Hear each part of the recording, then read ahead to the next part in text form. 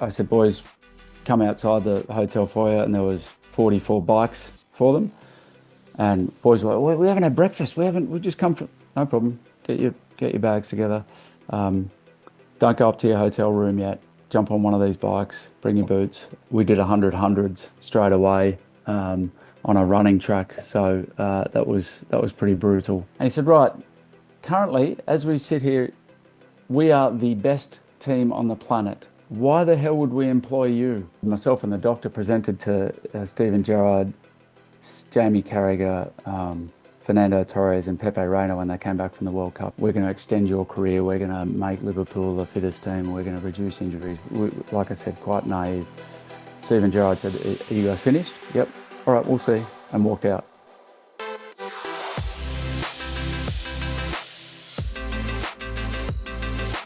Well, we just want to preface firstly, Yes. We're on Zoom today, which we don't tend to come on Zoom for the dos&d show unless it's a very, very, very special guest. We don't just do it for anybody, do we, Dos? No, we've got a very special guest today. Mate, we are so excited. We've got the world-renowned high-performance manager. He's been all over the world, Dos. We're talking Arsenal. We're talking Liverpool. We're talking the Socceroos, currently in the AFL. Darren Burgess, welcome to the dos&d show. Cheers, guys. Thanks for having me. Big fan of the show, and yeah, I appreciate you taking it to Zoom for me living in Adelaide. To be honest, it's actually kind of nice because you actually get to see behind Darren the jumpers there. Like it's proof in the pudding, like it's right there behind you. Big Gerard, that's nice. Yeah, he's a special guy and a special player. So yeah, very lucky to have spent a little bit of time with him. But yeah, he Oh, got sacked recently, or he left his Saudi Arabian club. So yeah, interesting times for him. I'm sure he got a nice payout. well, we were talking off air. There was a lot of soccer nuffy chat, and I'm sure we'll get into that at some stage, Darren. But across the course of the last kind of week or so, just doing a little bit more research on you, listening to some podcasts, watching some stuff on YouTube, it's taken our mind back. And mate, to be brutally honest, some of the stuff we find on YouTube just scares the living shit out of us in terms of some of the things you put the players through. We wondered if the name Darren Burgess appears on, say, a current Adelaide Crows phone at the moment, do the players shit themselves, or what's the relationship like? Like fear into them? I think what there's a WhatsApp group that we've got, and it probably does spark a little bit of maybe not fear, but just what's he up to now? Because I try and keep them on edge and try and keep them guessing as to, we change our training times and training content just to keep them sharp. So yeah, I would say if Darcy Fogarty sees my name come up, he just thinks, oh, what's he doing now? Hopefully not fear. Yeah. I didn't plan to ask this question, but off the cuff, what's your fitness regime like yourself? Like that's something I'm actually really intrigued on. So I'm a soccer lover, and so I played until about a year ago when I did a fairly ordinary hammy, pretty serious one, and so that was a source of a lot of laughter for the players, as you can imagine, when Yeah. I'm walking around on crutches. And so I basically run 2 to 3 times a week and do an old man's workout about 20 minutes a day, 3 or 4 times a week. I'm one of the people that you guys and me when I was your age laughed at, one of those sort of 50-year-olds who go into the gym and you go, you're only doing 25 minutes. You're not getting the benefit. That's me now. So I still try and keep fit. You can't be telling players what to do Yeah. if you're not. Oh, well, there's no worse coach than that can't back up what they say. But Yeah, exactly. about keeping players on their toes and on edge. I mean, I was really interested listening to your thoughts on heat-based training, for example. But what are some examples for the listeners or viewers in terms of keeping players on their toes in this day and age, in a day and age where it's very hard to hold any kind of secret? Yeah, it's a good question. It's uh, things like changing the training times. Sometimes I'll just cancel a session at night. We'll just message them and say, look, tomorrow morning, don't come in till 10 o'clock. Um, when we're doing running sets after training or before training or during skills, I might say to them, all right, boys, line up here. We're doing some 150s and not tell them how many we're doing because, as you know, that's the first thing that you ask. Um, yeah, so you just try and do a few little things, but you're right, it's a lot harder to do. And I had a player text me actually last Friday night at about 10:30, saying, Daz, I just need to know, are we doing hills tomorrow or not? I'm confused. Yeah, because there've been a few messages going back during. So you try and keep them on their toes a little bit because the game, presents different scenarios and opportunities. It's completely random. So I think that should extend beyond the game.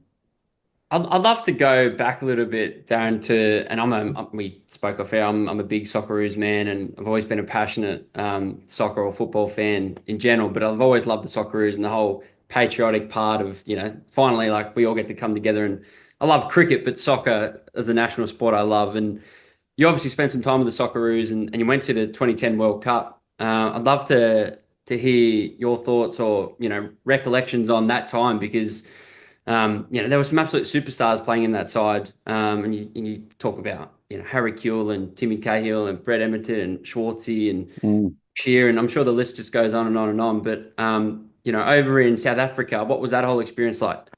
Yeah, it's my favorite part of my career, without doubt, is going to the World Cup because I watched every game at every World Cup since 1982.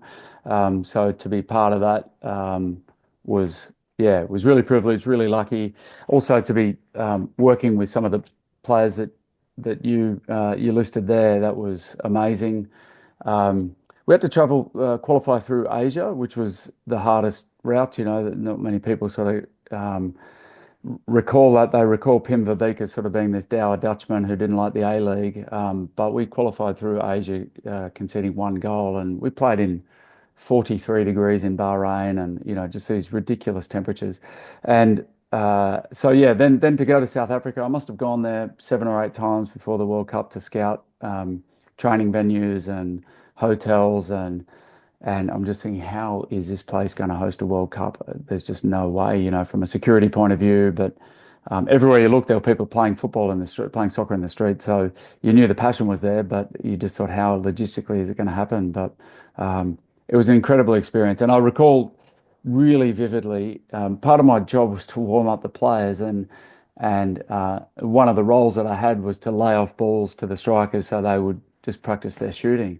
And never in my life have I been more nervous than World Cup. It was Durban. We were playing Germany, and Tim Cahill fired the first ball to me to lay it off so that he could shoot. And I just went, holy shit! If I miss this touch, So yeah, I recall being just incredibly nervous in that first game, but absolutely loved it. Loved the experience, and we did okay. The first game was no good, but after that we did quite well, and we got the same amount of group points as what the World Cup before and the World Cup after got, and yet ours was seen as a bit of a failure, which ultimately it was because we didn't progress. But we were probably in a tougher group.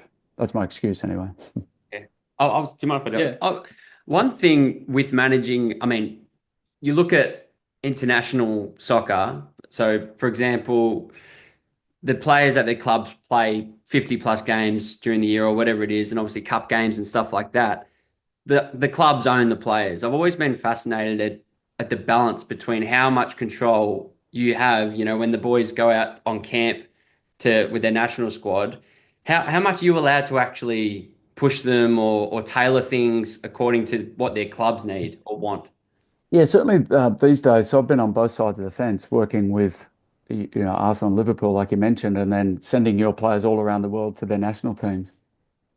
And these are the way in which it was described to me by the Everton physio when he came to check on what we were doing with Tim Cahill. He said, Burgo, if you had a $70 million house and you had some people doing some renovations on it, you'd probably stop by every now and then to see that it was going okay. Because I sort of took offense that he'd flown all the way to Australia to see what we were doing with Tim Cahill.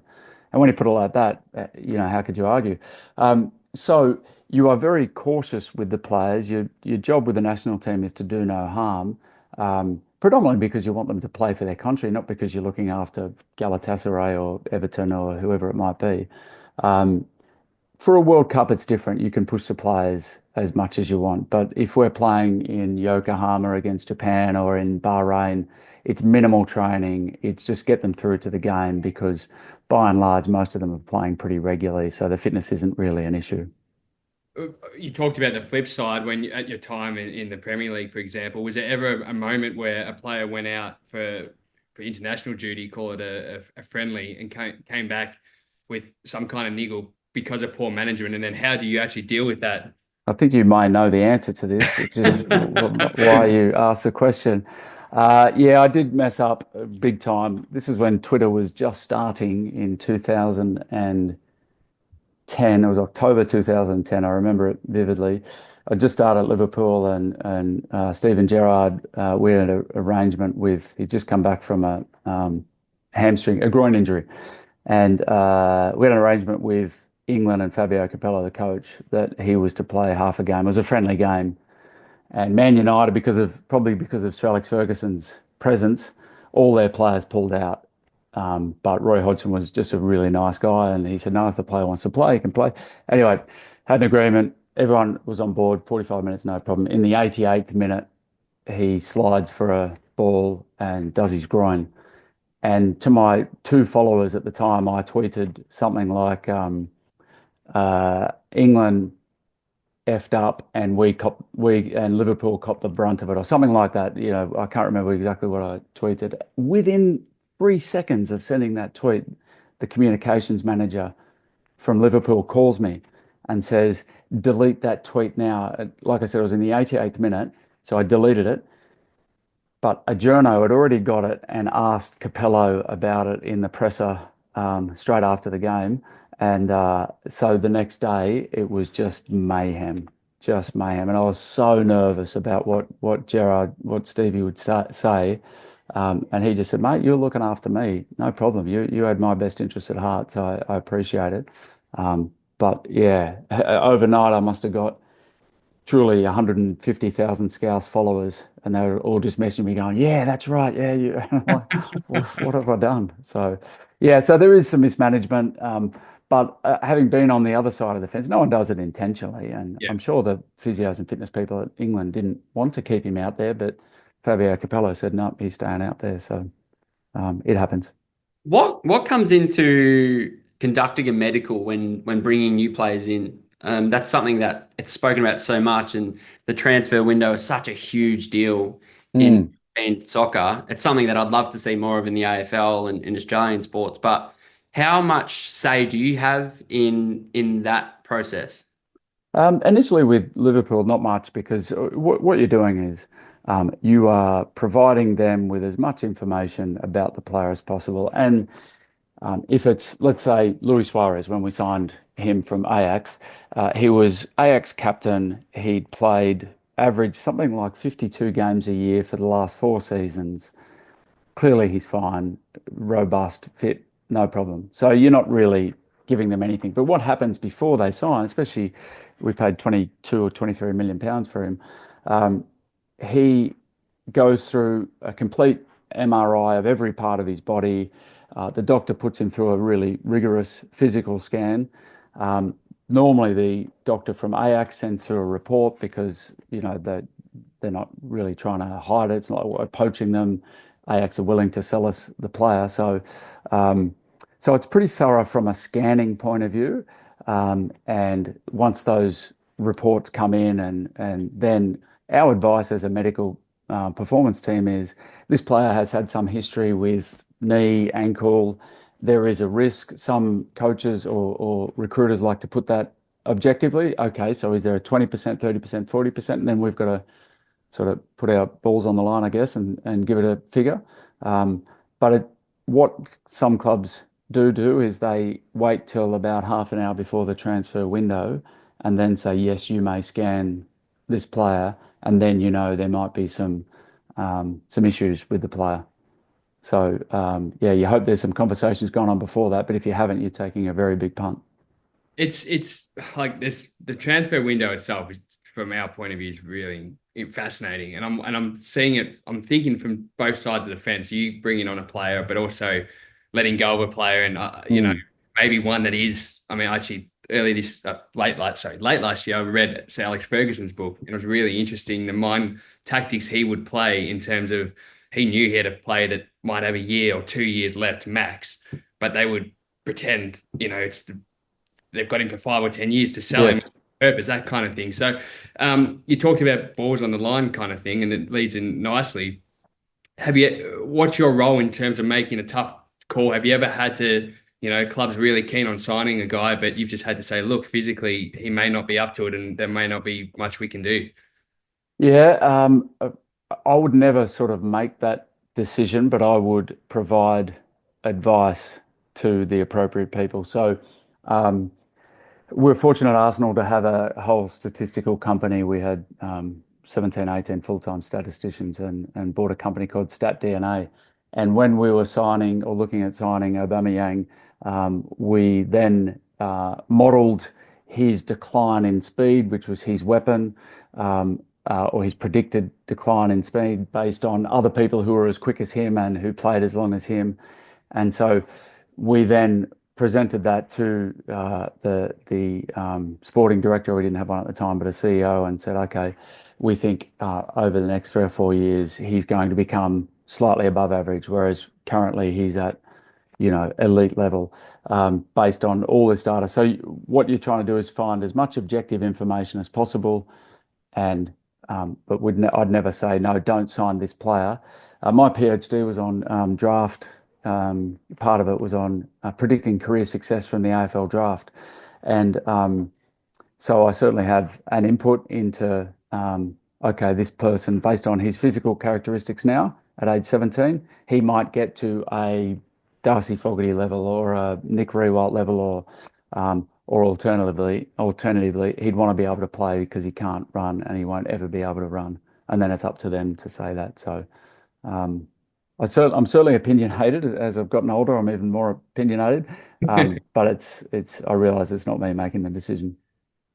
At Clubland over there in England, I'm picturing, and those that maybe don't follow soccer or understand soccer, but you hear the term manager, not so much coach in England. For you working within a club and such high performance area of the club and a lot is at stake, what's the difference between, like, for those who might not know, like a coach here, we say we've got a head coach in an AFL club, and there's assistant coaches and there's a coaching department, but you mentioned Alex Ferguson as an example, or Arsene Wenger, like you worked under him. As a manager, what does a manager do compared to a coach? Literally everything. So in the Premier League and in most international football, the manager is in control of transfers, of training minutes, of goalkeeping drills, of just everything. And your job as a performance team is almost to work around that. You can provide advice, but you are very much just providing advice. Over here in the AFL, for example, it's much more of a collaborative process. The assistant coaches, the fitness staff, all have a pretty big input as to what goes on at training. Because the lifespan of a manager overseas is so small, understandably, they want to do it their way, and not listen to a fitness coach from Australia or a physio from Norway or something like that. So yeah, they tend to do everything themselves. And once you get to a certain level, so lucky enough to work with, as you say, Arsene Wenger, Unai Emery, Roy Hodgson, Kenny Dalglish, pretty elite managers. Once they attain a certain level of success as well, then they do have the power to run all aspects of the club. Young up and coming managers probably don't have that privilege yet, but the older ones certainly do. So talking about these big names, big personalities, both as either coaches or staff, and then of course players, how do you get guys on track? I mean, I'm thinking more, especially in the early days. Now you come in, you've got a big presence, you've got this resume behind you, but as you're building your career, how do you almost a psychological element of getting guys on your side? Yeah, it's probably the biggest challenge that you have, particularly when you go over to some of those clubs where players have had yes men and women all their life surrounded by people who just want to be in their presence, and you're trying to continually extract from them. I want you to train a bit harder. I want you to lift a bit more. I want you to run a bit further. Um, the only way I knew how to do it, I know how to do it, is by proving and showing to them that I'm there for them and not for me or not for the coach or not for. That's why I've never followed a manager around like a lot of performance staff have. I'm there 100% for them, and that's probably it. Again, another story for you, but we presented, myself and the doctor presented to Stephen Gerrard, Jamie Carragher, Fernando Torres, and Pepe Reina when they came back from the World Cup in 2010, and Spain had just won it. And we quite naively presented, this is our plan for the club, this is our plan for performance. We're going to extend your career. We're going to make Liverpool the fittest team. We're going to reduce injuries. Like I said, quite naive. Stephen Gerrard said, "Are you guys finished?" "Yep." "All right, we'll see," and walked out. And I just went, "Holy crap!" Fair enough too. And I reckon about 5 to 6 months later, he said to me, "You know how you presented to us, and yep, you're here for us. You're one of us. You're one of us." And so, yeah, it probably took me 6 months to get his respect, which is fair enough. But the only way I know how to do it is be there for them, make sure they know it, be first to get there, last to leave, all that sort of stuff. Yeah, wow. It's something that quite to me, that's just so interesting and fascinating because, and I've worked in footy at a much smaller level, and with young kids too, it's like you're kind of, not you're treading on thin ice, but like you're playing with people's emotions too. And I'm sure like that's something that you've had to really balance is, all right, there's so much now in today's day and age around player welfare and mental health and trying to actually like listening to a podcast of you that you were on earlier and hearing you actually explain the story that you didn't get your first gig at the Sydney Swans because you were too close with the players. Yeah. It's this balance. Maybe do you want to share that story as well with the early years of your career? Yeah, I loved soccer, like I said, but I presented at a conference in Narrabeen, and the guy who was there, the guy called John Marsden, and he and Aaron Murphy, and they were both working for the Swans as consultants, and said, "Are you interested?" And I said, "Yeah." And because I was from Sydney, I could. We used to have a long running session every Saturday morning, and that was my job, was to be the hare for those guys, or the bunny out the front, and take them around different parts of Sydney.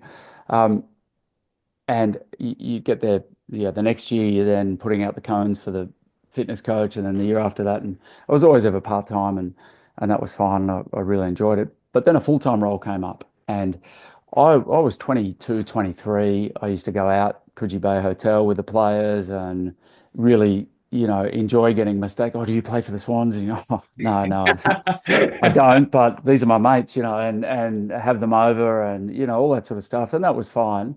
But there's no doubt I was way too close to them. And so when the full-time job came up, I thought, I'm a shoe in here. I've been doing it forever. And the footy manager sat me down and quite rightly said, "I can't give it to you, Darren. I just can't. I'd like to, but you're too close to the players and they need to respect you as well as like you." And I'll never forget that conversation because I was devastated to not get the full-time job.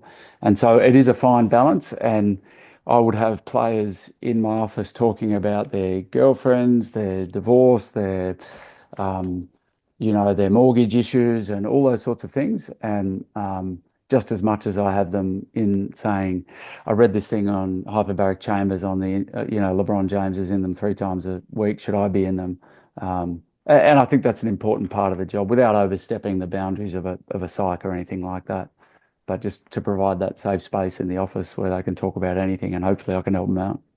Surely you told one or two people that you did, in fact, play for the Swans. I did play a game for the Swans, believe it or not. So I did, yeah, yeah. Really? Well, I was in the Sydney Football League competition, so it's Yeah. nothing to write home about. But I played on the SCG. I was very excited about that. It was absolutely awful. But yeah, no, I don't know that I did. Maybe I did. I'm guessing you did, Darren, but Yeah, that's just a yeah. guess. That's just a guess. But I'm interested. I mean, you said, and I love that tact. You said you haven't followed managers or coaches around, but I, in such a cutthroat environment, which is world sport or elite sport, when there's rumblings that somebody's going to get sacked, the head coach or the manager or whatever it may be, typically that there's a flow-on effect and everybody goes. So how do you deal with those moments when you know that someone's going to get sacked or it could happen and it's you on the line, but you still got to work, but you may not get sacked, but you might Yeah. how do you deal with all that? It's not great. It really isn't. And I feel for all of the people who go through that because it's not much fun. Particularly, I always felt I was okay because I could come back to Australia. So if I did lose my job over there, um, okay, I was able to sort of live out a dream and work in the Premier League, and I'll come back to Australia and find a job somewhere.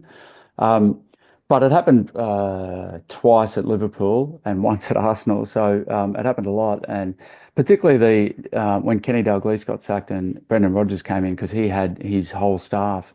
His first conversation with me was, "G'day, mate. I heard a lot about you. I wanted to sack you."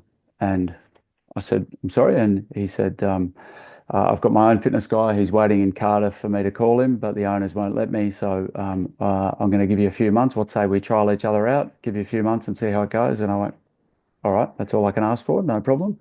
And yeah, that was so that, you sort of realize how fragile it is, yeah, in those situations.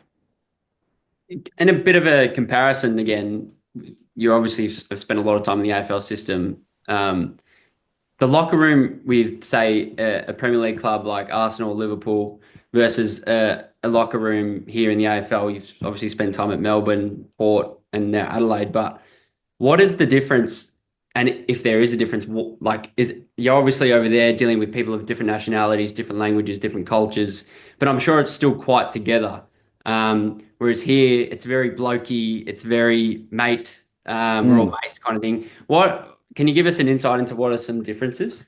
The main difference is what you mentioned is the cultural differences. You would go into any of the big Premier League clubs or Spanish or Italian clubs, and there would be the South Americans sitting together, the French sitting together, the English and Welsh and Scottish sitting together, and so it is. You'd like to think it's very together, but it is pretty cliquey, and the cultural differences are huge. So.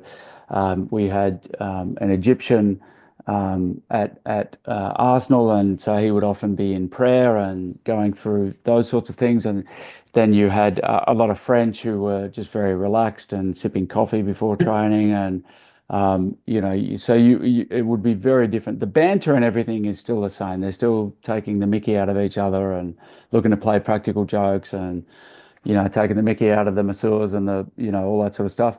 But uh, it's not quite as together because of the cultural differences, and they don't hang out a lot after training or go to a cafe or the beach together like the guys in Australia tend to do, or in the AFL anyway tend to do.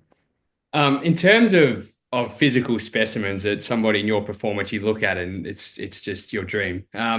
In terms of maybe give us one name in AFL, one name in football or soccer that across the years you've just looked at and what makes them that so far ahead of everybody else? I'm talking physically, genetics, whatever it may be.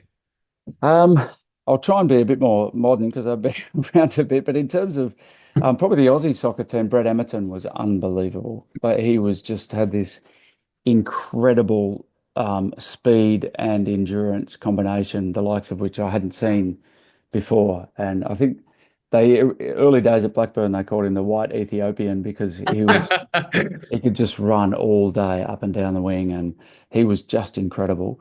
So I really enjoyed working with him, and he was hard as nails as well. Um, from my experiences overseas, Fernando Torres, watching him run was like I watch a lot of animal documentaries, and one of the things that always strikes me, and the narrator on documentaries always comment, when a cheetah runs, its head is perfectly still, and its body just got. That was Fernando. His upper body was like the Roadrunner. Upper body was perfectly still, and his legs was just going at such an incredible pace. So that was great. In the AFL, in my early days, guy called Gavin Wangadine, who no Yeah. doubt you would have heard of, Brownlow medalist. I had him towards the back end of his career at Port Adelaide, but he was incredible as an older player. At the D's, Luke Jackson, who's now at Freo, he was doing things that a big guy just should not do. So that's what made him special. His ability on the ground was elite. At the Crows, at the moment, Isaac Rankin, and probably a kid that's hopefully going to take the league by storm in the next few years. But Dan Curtin, who we drafted at number 6 from West Coast last year, played a few games, but not many. But he physically, he's the size and speed that he can produce is great. So it's those unicorns that excite me, the ones who shouldn't be able to do what they can do, but they do. But just quickly, it's exciting. Like, I mean, sorry, it's interesting when you talk about Luke Jackson, because us being just the punter that sits in the stands, and like when he goes for such a huge contract, and there's a year's worth of talk Yeah. versus Fremantle, we on the outside go, without being disrespectful, why? I mean, he's obviously a great player, but then there's obviously this upside or this potential that you guys are seeing that makes him that step ahead of Uh, everyone. Absolutely. We've got one of them here called Riley Philthorpe, who missed all of last season because of a really bad knee injury.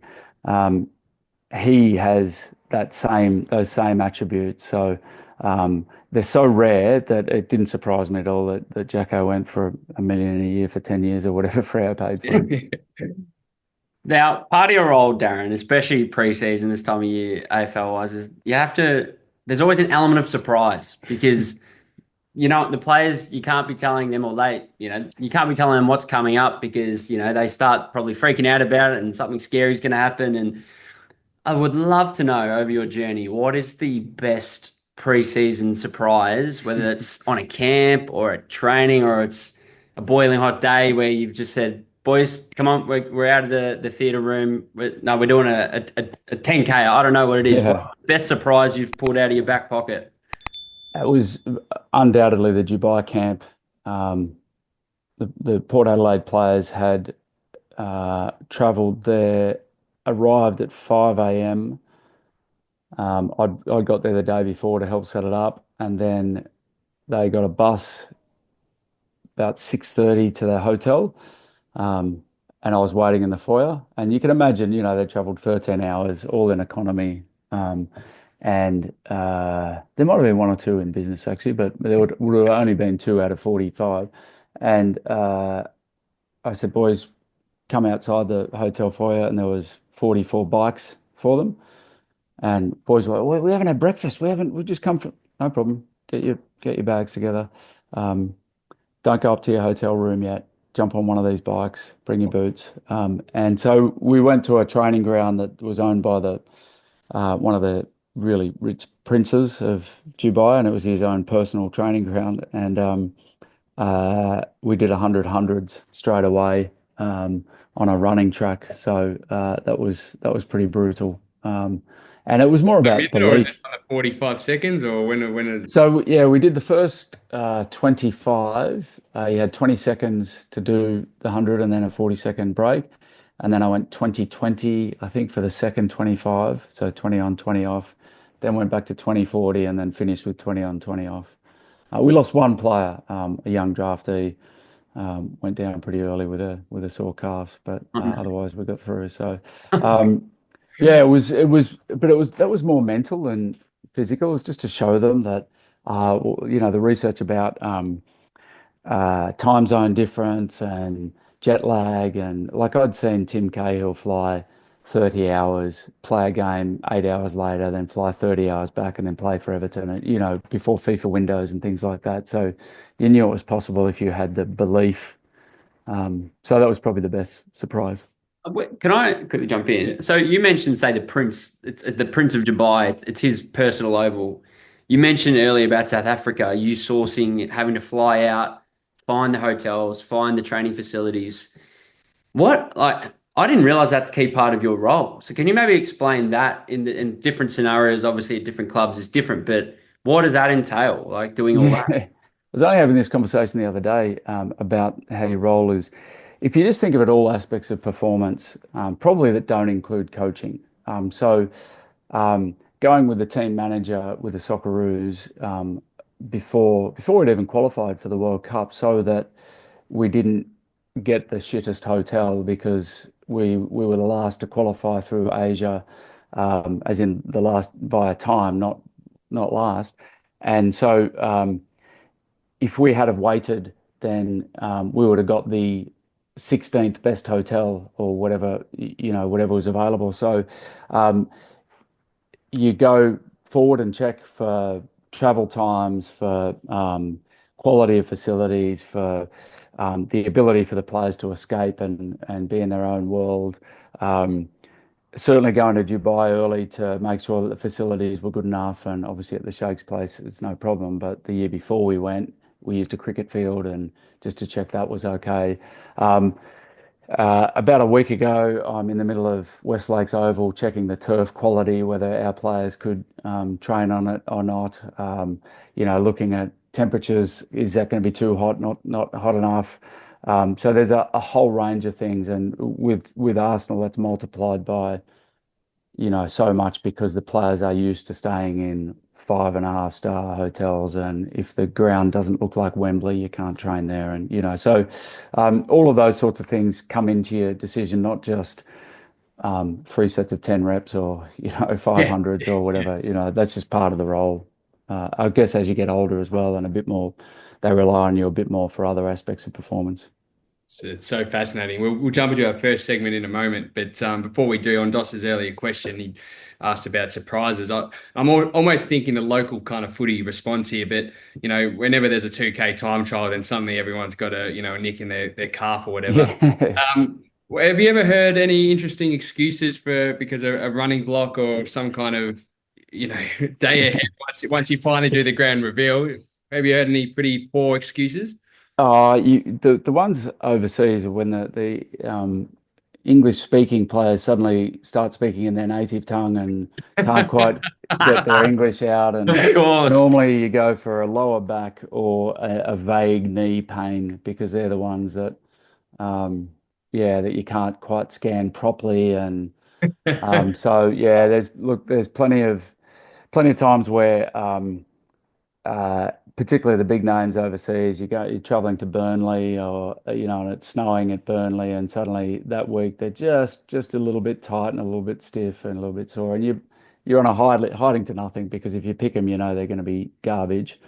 But that you're not picking them, and they're traveling back to Marbella for the weekend or something like that. Oh, the language barrier, like, that's great. That's so funny. I wish I had. Yeah, exactly. Amazing how many text messages get sent on the night of the 2K time trial, but that's not at your level, Darren. So we're going to jump into the first segment today, which we've just saying to you off air that Healthy Mail have jumped on board for the February campaign, and I'm sure at Clubland you guys probably have to discuss a lot of these health issues, but it's Check Your Balls month, isn't it, Doc? It is. And Healthy Mail, they've been providing a lot of men's health education and advice for actually nearly 25 years. So yeah, to have them jump on board for this month to check your balls, check your testes, it's awesome. Yeah, and purely just to spread awareness. So what we do need to say is there's 4 key steps, Dos, to checking your balls. And step 1, Darren, is you need to know you're normal. So next time in your shower, just have a little feel and know what's normal. Yeah, and the second one is, well, it's easy, it's quick, and it's life-saving. So like you said, in the shower, it doesn't take long, and it could save your life. Just that quick little bit of time. Minute or less. And then, of course, knowing the facts, which is 1 in 1,000 guys a year are diagnosed in Australia with testicular cancer. And then the last one is a lump doesn't always mean it's cancer. Yep. So even if you do find something, you must go to your doctor, get it checked, but there's a high chance that it might not actually even be as disastrous as you probably might think. Exactly. You always see the doctor. healthymail.org.au/check your balls for this month for that campaign. But Healthy Mail, of course, we'll put all the links up, follow them on socials, exactly, and they've got all the good advice. Now, I'll explain this segment. Yeah, so basically, Darren, we did this for the first time last week with a guest, and it was actually a lot of fun. And I reckon it'll be a lot of fun with you as well. So, and you deal with a lot of high stress in your job. You're dealing with, high performing athletes all the time, and it's to us as supporters, it's actually life or death. Your role. But we've got a few scenarios we're going to throw at you, and imagine yourself in these high stress scenarios. We'd love to hear what you would do. All right. So the first one, Darren, is, let's say the Crows this year, you're playing on a Saturday afternoon, you fly into Melbourne on a Friday night, and you're staying in Melbourne on that Friday night, and you guys clearly have got a rule that there's no alcohol, there's no drinking before a game. You happen to be walking through the lobby and you see one of your star players is having a little sip of alcohol, but it's only you and him that know. What do? Do you go and tell the coach? Do you go and tell anybody, or do you keep it quiet? No, I think I would have to tell. I think I would have to just say, no, that's unacceptable. Well, even if it's star player or not, no, I think there's an old saying, the standard you walk past is the standard you accept, and yeah, I'd have to say. Have you actually accidentally busted a play before? I have, not the night before, but during the week before when I was a bit younger and going out a bit more to the type of places that players would go out. I've seen them out, and yeah, it's not a fun thing because No. your responsibility is to their health and to the performance of the team. Yeah. So yeah, No, good answer. So the next one, I love this one. So it sounds like there's a lot of direct communication, a lot of group chats, and it can get confusing if you're in too many group chats. I'm sure there's a yes, players group chat, and there's a players and a staff group chat, and there's Mids. just mids, and then there's a coaches group chat, and coaches and high performance group chat.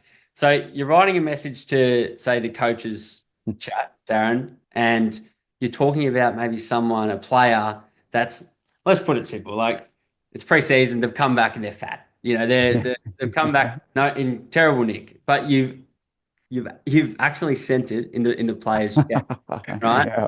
Now, and that just causes me angst just Yeah. thinking about it. What do you do in that situation, mate? What I do know is that you cannot bullshit players, and a Yeah. lot of coaches try to, and the players pick it up. So you have to hold your hand up. And so I would grab the player the next day and say, "Look, mate, I was speaking to Nixie. I thought it was going to Nixie, but it's gone. I'm sorry that I've outed you publicly, but let's be honest, the skin folds weren't great, or the DEXA wasn't great. So I apologize for making it public, but the point remains you're fat."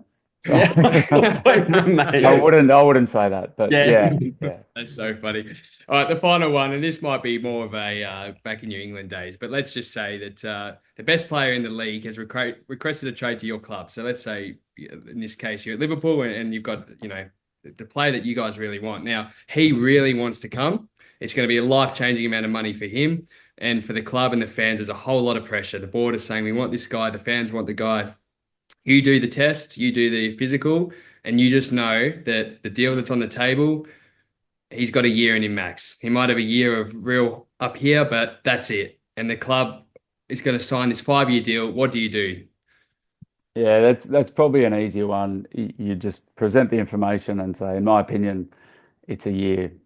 And I can assure you, I've been offered an extremely large amount of money from a player to when he was going to get his contract extended. I won't say club or anything like that, but a ridiculous amount of money to say, can you just add a few more years to it? I'll make it worth your while. But you're always your responsibility is to the club, and just said no. And so you present the information, say at best 1 year, maybe two. It's your call.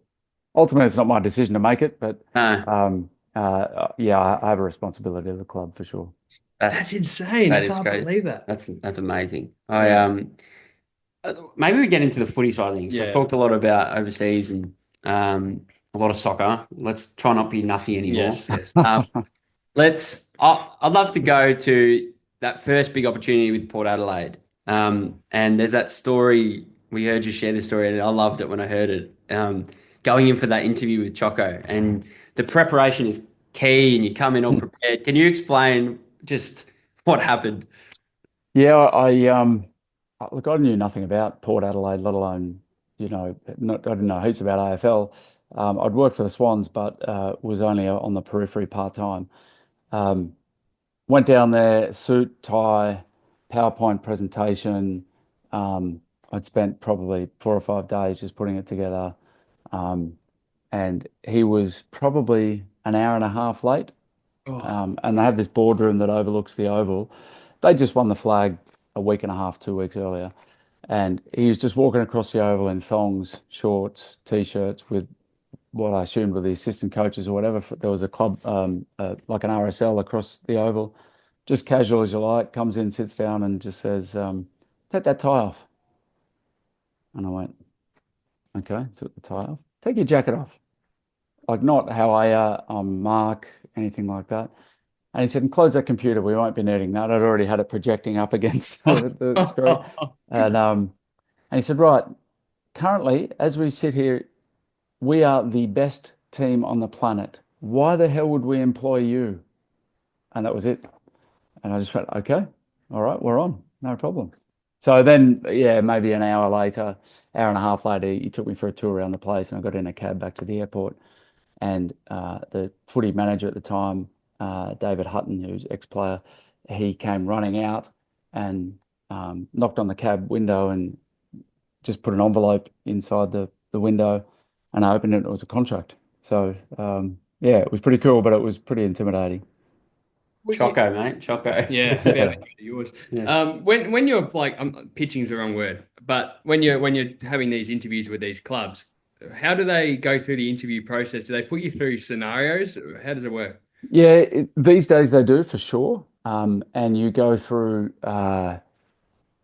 yeah, psych analysis, you go through people and culture. They put you in scenarios. It's a bit of a trend now to, um, they might say to somebody who's going for a job as a fitness coach or a performance coach, what if you were lost in the jungle and you only had these three things to get you through? And so, yeah, they certainly put you through the ringer. And Choco was very good at it. And he would just ask scenarios like, um, uh, we're on a plane and we've been extended in the air for 6 hours. What do you do? What do you tell the players? And so just create scenarios like that. Yeah, right. Yeah. And from what I'm hearing is they even do that to people going for junior coaching roles now. Yeah, yeah, I'll bet. It's like, yeah, it's on another level. I'm gonna throw D under the bus here, Darren. And I have before on the podcast before, was his favorite TV show of all time, I mate, was going to ask him about this is next. The Recruit. Yeah, love it. Yes. Absolute nothing. Yes, we have a fan. Yes. Yeah, Yeah, yeah, you do. and Big fan. we Yeah. both watched it like when it was obviously on Foxtel, and I actually remember looking every week. Just I was hanging for it. But this man, it's still his comfort thing. He's found a loophole in the internet Yeah. somewhere that still streams it. Oh, okay. You can still watch it. We told Yep. a good friend of ours and former guest of the show, Luke Tunnicliffe, Tonners. Yeah, it's a good or you guy. would have spent a lot of time with in that time. Yes. We admitted that we found that. Yeah. Yeah, but what was that experience like? I mean, you've gone from working within the real, inner sanctum of professional sport to now is it a bit more scripted? Is it a bit more fake? Yeah. Like, Yeah, it was ultimately my role in it was I'd go over on days off, um, and do probably 8 hours of filming for about 3 minutes on the show. So it wasn't a huge role, but it was very scripted, very it was great because I'd worked with Ryan Fitzgerald before in at the Swans and knew him really well, and got to know Bossy and um, Mick Malthouse, and I'd known Ben Dixon, so there was a familiarity there, so that made it easy. But it was good seeing people from all walks of life, and it was, if anything, it was real confirmation that it takes something special to make it to the AFL, and very few people slip through the cracks. Matty Eagles did really well, but he was very much a unicorn in his height and speed and agility, so that's why he made it, and ultimately played a handful of games. It's like through that experiment too, just probably on a level that's almost a little bit deeper than that. Like, what do you believe with somebody like you and your credentials, if you were able to work one on one with somebody, like let's take ability of the sport away, but in terms of just a fitness component or a performance component, how possible is it to have to get somebody up to an elite level, or do you have to have some God-given attributes? Yeah, yeah, I think you have to have a weapon. So it may well be incredible speed, or it may well be unbelievable agility. But to get you in the door, you have to have a weapon. And then from there, you can certainly improve, particularly aerobic endurance. You can improve that pretty easily. But there does need to be a bit of a baseline there. So I don't think you could just pluck anybody and apply the 10,000 hour rule and suddenly they're great. That just doesn't happen anymore. you made your way to Melbourne in 2019? 2019? 2019, and then obviously achieved the ultimate success in 21. Would be really interested to know the whole COVID hub life situation and how that might have dictated. I'm assuming maybe not on a large scale, but did it change things from a performance perspective and how you had to do things? I did a lot. Yeah, from a performance point of view, there were games you're playing games every 5 or 6 days. So you had to turn around players a lot quicker, which I had a fair bit of experience with, so that was okay. Um, B, you were always playing away. There was always lots of travel involved for us. Um, the biggest thing that happened in that time is players and players' families got to know each other really, really well. And so we really formed a quite a good bond. And I'm sure other clubs did as well, but it seemed to really bring the D's coaching and families together. Um, and what it allowed you to do is spend a lot of time on education. So I would spend a lot of time talking to players about pain management, about the best recovery, about mental performance during games. So you really got to know your players at a deeper level and were able to speak to them a lot about that sort of stuff. So from a performance point of view, it really helped the D's. Really hard from a personal point of view to be away from everybody. And my partner, who's now my wife, she was working whilst a lot of the other family members were not and were enjoying the Maroochydore sun. And and you're in this tiny little room about the size of this small office, and we had a small dog, and so it was just a whole range of things that made it really tough. But from a performance point of view, you really were able to um, educate and spend a lot of time getting to know players really well, which I think I'm certain contributed to us winning the year after. Without being humble, like in terms of the group that you went and took over to the group that won the premiership, how big was the difference in terms of in your department? Yeah, it's interesting, and you reflect a lot on times when you have really, really crappy years or have really good years, and say, okay, what might have been the keys to it? What we had was an amazing, particularly in that second year, an amazing medical performance department that just worked together really, really well. So maybe everybody wasn't the best or the most talented or the best program or the best whatever, but we just worked together so well. And most of those people have gone off to be somewhere around the world, to be heads of performance and things like that. So from the off-field point of view, it was brilliant. The coaches all got along really, really well. Um, but they were a banged up, injured group, and so we were just able to get some training continuity in them, and resilience. And it was no one's fault that they were banged up. That you can just have seasons like that. Um, and once we got continuity in the guys that were unbelievable that year that had struggled in the years previously, guys like Jack Viney and those people who hadn't played much footy, the results sort of spoke for themselves. And that was always, I remember when I was interviewing for the job, Goody just said, listen, mate, we'll win the flag if we can get these guys on the park regularly. They are that good. There you go. Just maybe a quick opinion, and obviously you might not be allowed to answer it. I mean, or you might have to be careful how you answer this, but because everyone has an opinion these days and everything gets put up in lights. But from a high performance perspective, are the seasons too long, do you think, in your opinion? No, I don't. I Yeah. don't think they are. I think when you combine the pre-season and the in-season, it is probably too long. Um, but uh, playing 23 games is not that much. Yeah. And I know everyone says, yeah, our sport's different, and I get all of that. But having looked around at other sports, um, yeah, 23 games is not. I agree that they're probably a bit long. I would shorten them if the rules were totally up to me. I would shorten the games a little bit. But I don't think the season's too long. In when you think about the next 5, 10, 15, 20 years of your career, is there a sport, is there a sport you haven't yet tackled that you'd love to, in an ideal world, have a go at? So I know you love your cricket and you're a very good cricketer. Is cricket an area you'd like to go into, or the NFL, or is there any sports, or would you go back to Europe? What would you like to do in an ideal world? The sport that I've always wanted to try is NFL. Yeah, just because it's so different, and I've been over there a lot and seen a lot of different systems, and you feel like you could make a difference there. But to be honest, not really. Like there's no real um, definitive sport or definitive club. Or my wife's from England, so maybe getting back there at some point for her would be would be okay, but yeah, it'd be what's the right project, what's the people around, who am I working with, who am I working for, who are the owners, more that type of stuff than oh, it's got to be the NFL or it's got to be the NBA or anything like that.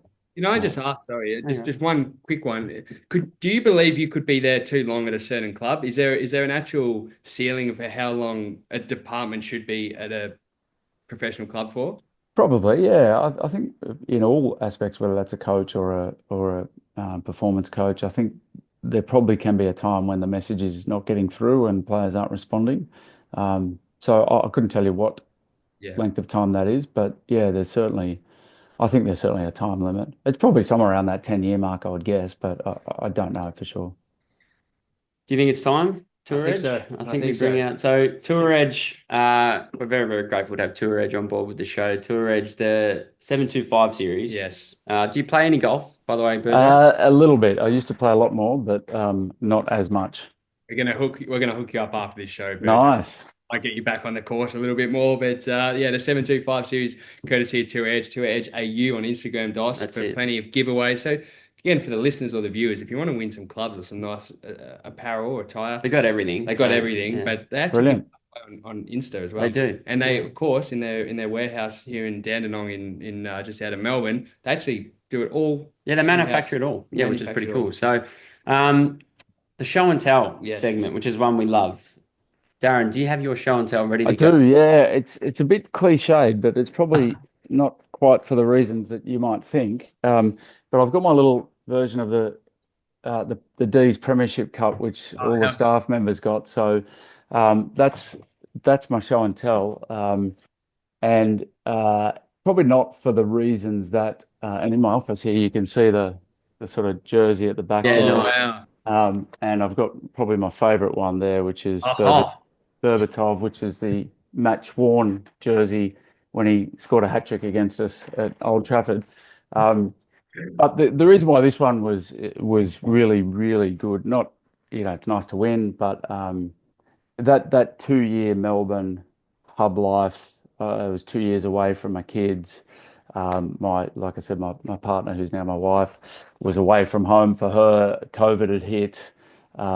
It was a really tough time for us personally, and the relationships and the bond that we had at the D's with both the staff and the players, and then ultimately to win it sort of made that sort of worthwhile. And it's not, like I said, if somebody said, what's your career highlight, it would be the Socceroos qualifying for the World Cup in 2010 for sure. And yet we got knocked out. So it's not like, oh, we won, so that's a wonderful thing. And I did this and I did that. It was more just what that represented, 2 years of a really hard struggle. Personally, and then being able to get that ultimate reward for that. So that's probably, yeah, that's my show and tell. Like I said, the Berbatov jersey is my favorite item, but that's the thing that represented the most for me. Can I ask, did you obviously coming up against Man United being when you started at Liverpool, was there a player or a person when you finally came up and you played Man U for that first time that you were a little bit starstruck? Obviously being a Oh, huge, it's him. It's yeah, Berbatov. yeah. He was just represented everything that I loved in a player, just laconic and a big guy, but incredible touch. And I still show some of our players, the Crows players, highlights of Berbatov because most of them haven't heard of him. And so uh, just to see, and like I said, he scored a hat trick, literally turned around as we were walking off Old Trafford and gave me the jersey. Wow. Didn't know me from a bar of soap, just literally turned around and gave me the jersey. So I've got that. And then when they came to Anfield 4 months later, I went into the rooms and got him to sign it as he was darting up in the dressing room. So yeah, so it was seeing him live that Yeah. was the biggest thrill. And when we played Tottenham and Luka Modric just Oh yeah. Oh, ran yeah. the show, he was incredible in his prime. So watching that as well. It's Yeah. amazing. I mean, even just you holding up the trophy it shows. I mean, you're in the system longer than most. It just shows how hard they are to actually win. Yeah, You actually lose when you, as a punter, like you lose track of, or even understanding of how hard it is to actually get to that level yeah. and win something. Before we wrap up, I've got one final question. What's the biggest spray you've ever copped from a coach? Uh, yeah, it was. we were playing Carlton at Marvel, and I'm in charge of rotations, and Kenny Hinkley, who I love and is an absolute star of a human. Um, I reckon it was I can't remember their player, but I put a guy called Andrew Moore on.